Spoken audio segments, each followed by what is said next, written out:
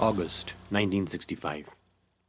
Pakistan military's plan of covertly capturing Kashmir was at its peak.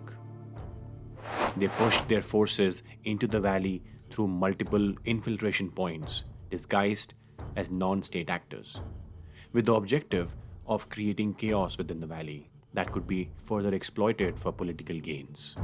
Haji Pir Pass was one of the most vital infiltration points for the Pakistan military and hence was a crucial supply line for their operations. Seeing the scope and size of the infiltration, the Indian government under Prime Minister Lal Bahadur Shastri gave the Indian military a resolute directive to evict all intruders from the valley.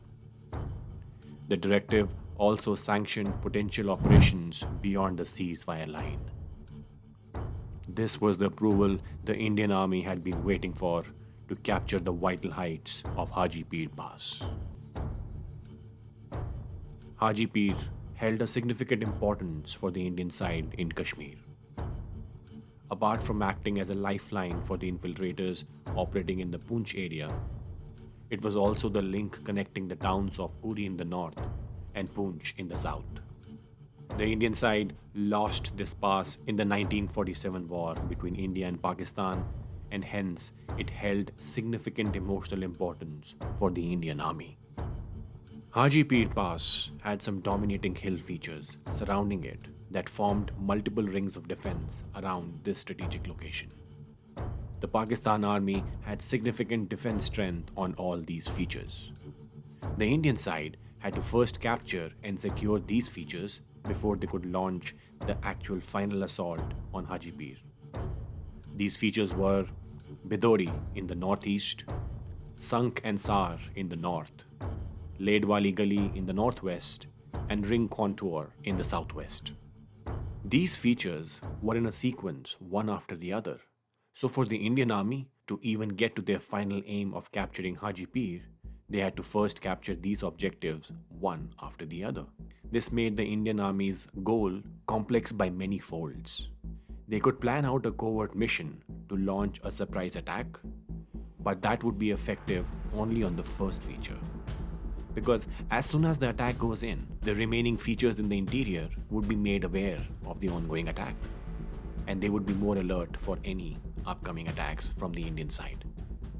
The rest of the features would have to be captured by outmaneuvering the enemy tactically or just by sheer brute strength. To make things worse, in all these battles, the enemy being on top of the hill would be at a dominating position, and the Indian side would have to climb up the feature under a barrage of fire before they could capture it.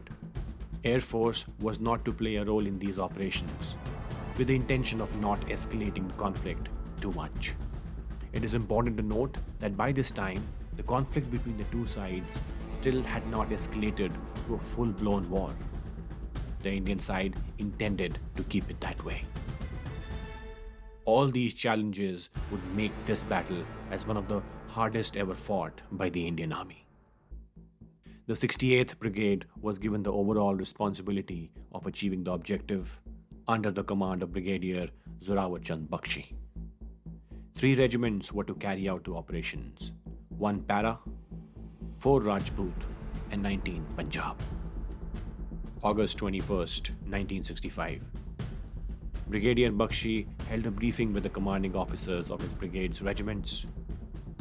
Gentlemen, since 1947, we have been cribbing that the government does not allow us to go on the offensive. But this time, we have been given a clear mandate to capture Haji Pir at any cost. D-Day for capturing Haji Pir was August 24th, 1965, codenamed Operation Bakshi. They planned a 2-pronged attack from the north towards Haji Pir on the night of August 24th. 1 Para was to attack on the night of 24th and capture Sank and Sar by the next morning. After capturing the first objective, they were to quickly attack the next objective, Ledwali Gali. 19 Punjab was to attack Bidori the same night and capture the peak by the next morning. After the capturing of Bidori, 4 Rajput was to push forward towards Haji Pir from Bidori. Bad weather and heavy rains delayed the operation by 1 day, So the attack went in on the night of August 25th, 1965. One para initiated the attack on its first objective, the feature of sun. They moved ahead covertly, but an already alert enemy was able to detect the movements of the Indian troops. One para was exposed in the open and started taking heavy fire from the enemy. The fire from the enemy was ferocious. One para had no option but to move back. The only thing that could have gone in favor of the Indian army, the element of surprise, was lost. The enemy was now on high alert on all the peaks. Now, the whole battle relied on the tactical acumen, the brute force, and the resilience of the Indian side.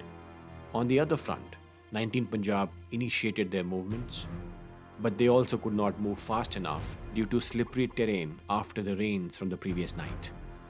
19 Punjab initiated contact with the enemy, but they were also stalled due to heavy fire coming from the enemy positions at the Bidori peak. By the morning of August 26th, 12 hours had passed, both the attack lines were stalled.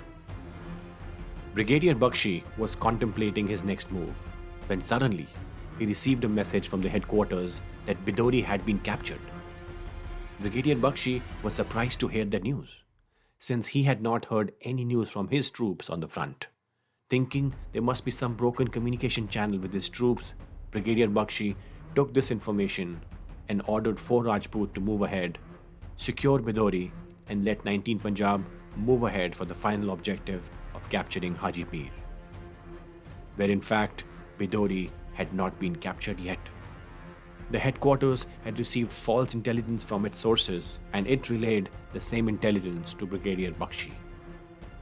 19 Punjab was in fact still stalled at the base of Bidori. The night of August 26th, 4 Rajput, as ordered, advanced towards Bidori from the other side, under the impression that the peak had already been captured and they were on a holding mission. They approached the base, and to their complete shock, they came under severe attack from the enemy. 4 Rajput took heavy casualties from the attack before they could settle in and start responding from their side. 4 Rajput then relayed their report to Brigadier Bakshi and requested artillery fire at positions at Bidori. But Brigadier Bakshi, still working under the impression that Bidori was under Indian control, did not allow artillery fire at Bidori. As a result of this miscommunication and faulty intelligence, 4 Rajput took very heavy casualties at the base of Bidori. Their attack was also stalled. It had been a little more than 24 hours since the initiation of Operation Bakshi, and the Indian side was yet to achieve its first success. So far, the enemy seemed to have the upper hand in the battle.